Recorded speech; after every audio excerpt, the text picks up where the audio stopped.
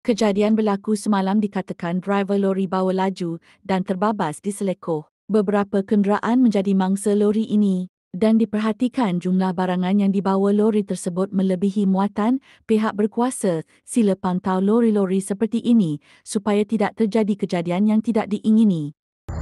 Oh jadi kat Sempang Alai. Boleh jadi kat Sempang Alai. Depan mata. Bodoh tu lori ni.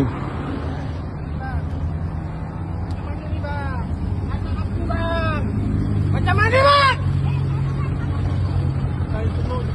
Macam mana tu? Ha? Macam mana? Bang, sorry saya sakit bang. Kepala pun sakit.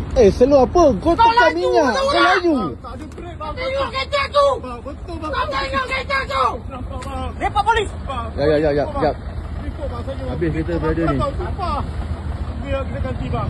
Tak makan brek bang. Kepala sakit bang. Iya bang. Habis ha. Dua kereta ha. Kau tengok tu. Baik, memang dia tak break Ji. Kalau tak kau laju je. Dia memang layan kau nak. Tadi kat situ kat traffic tu. Memang dia layan habis.